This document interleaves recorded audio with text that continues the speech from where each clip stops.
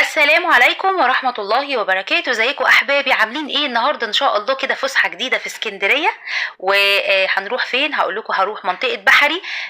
وهنشوف بقى مقامات، وهنشوف بقى حاجات جميلة جدا. طبعا احنا بغض النظر طبعا لازم نعرف كده في البداية الموضوع المقام. احنا ما بنروحش الاماكن دي عشان نتمسح في المقام او ان احنا هنستجاب دعوة هناك. مش هتستجاب في اماكن تانية، لا ابدا خالص.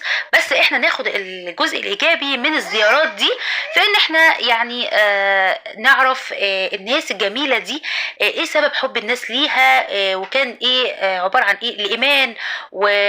ولما قريت على ان يعني الناس دي قد ايه كانت ذو علم، وكانت ذو دين، ذات دين. فاحنا عايزين ناخد منهم الايجابيات.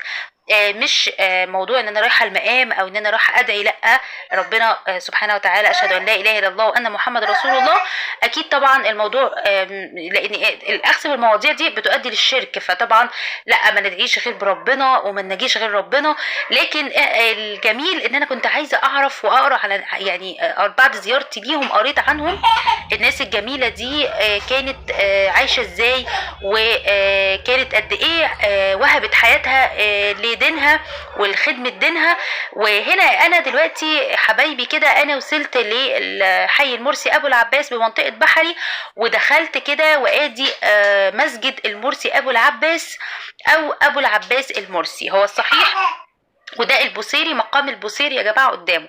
المقام القوي اللي احنا هنشوفه دلوقتي سيدي ابو العباس المرسي، لكن الاسكندرانيه هنا عندي بنسميه بالمرسي ابو العباس. وعايزه اقول لكم لما قريت عن المرسي ابو العباس عرفت هو سمي المرسي لانه ولد في مدينه مرسيه في الاندلس، ولذلك سمي بالمرسي ولقب بالمرسي.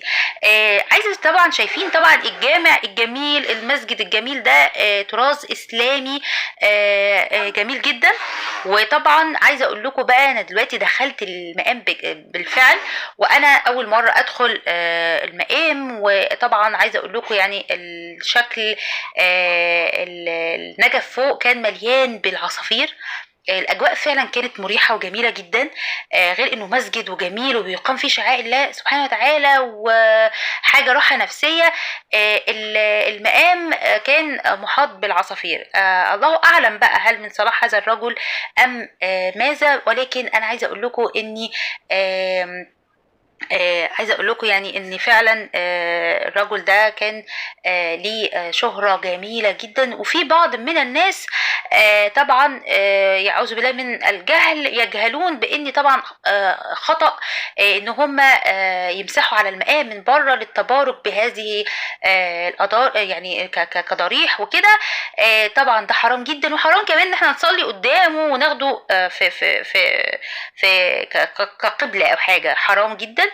فطبعا انا بوريكم المقام ده، وشفت ناخد الجانب الايجابي لصلاح هذا الرجل. ولما قريت عنه عرفتوا ان هو كان تاجر بيتصدق بامواله على الفقراء والمساكين، وقصد تونس وهناك قابل الشيخ ابو الحسن الشاذلي.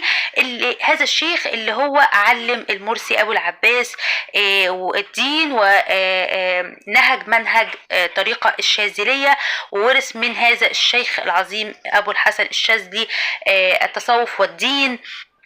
وانتقل معه إلى مصر عام 1244، وعاش المرسي استقر في الإسكندرية. وجاء أبو العباس من تونس قاصد مدينة الإسكندرية، وساعد طبعا يعني كان بينشر فيها الدروس العلمية والمجالس الصوفية، وكان طبعا ساعدوا على ذلك إن الإسكندرية كانت في هذا العصر مدينة متميزة ذات مكانة علمية خاصة، فقد حفرت من قبل الشاذلي والمرسي برجال كبار حطوا رحالهم فيها وأقاموا المدارس العلمية فيها.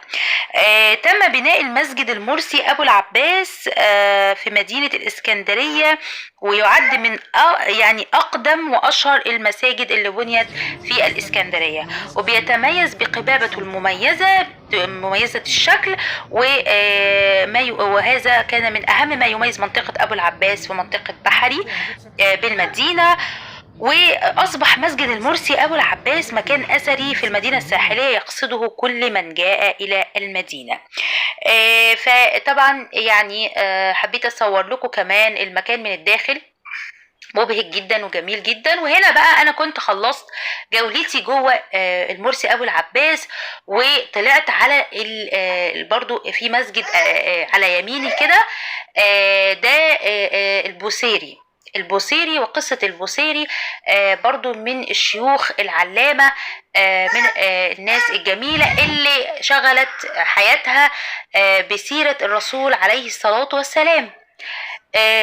وكان برضو لما قريت عن البوصيري لقيت انه كان تلقى العلم منذ نعومة اظافره، يعني من الطفولة، وحفظ القرآن في طفولته، وتتلمذ على عدد من اعلام عصره ومنهم ابو العباس المرسي. يعني ابو العباس المرسي هو اللي كان بيعلم البوصيري، كان تلميذ المرسي ابو العباس هو البوصيري اللي احنا هندخل دلوقتي اهو المقام بتاعه.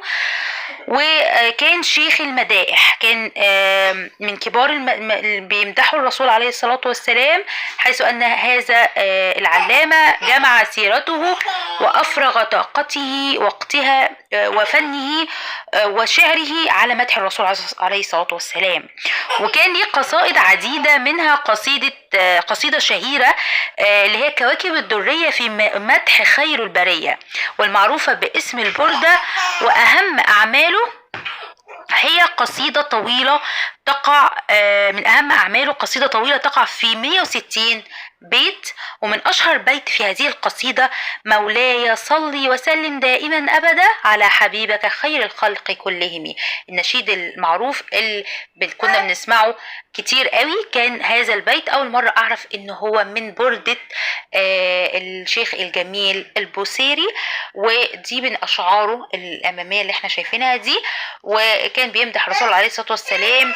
وبعد ما وكان هنا أذان المغرب، وصلينا المغرب جماعة، ونزلنا بقى على البحر بقى في منطقة بحري، وما زلنا في منطقة بحري. وهناك طبعا تقدري تجيبي بقى من الأماكن الجميلة اللي بتبقى فيها مخابز جميلة يعني للفطير وكده. وأكلنا الفطير، وكنت جايبة بقى معايا العسل بقى والجبنة وكده من البيت، بس جبت الفطير من المنطقة الجميلة دي.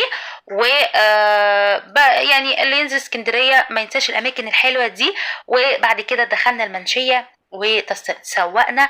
ودلوقتي بقى بجيب لكم النضارات ب50 جنيه. وكنت صورت لكم النضاره اللي انا اخترتها كده في شورتز. وان شاء الله معايا في فسح تانية وجولات اخرى باذن الله تفيدكم احبابي. والسلام عليكم ورحمه الله وبركاته.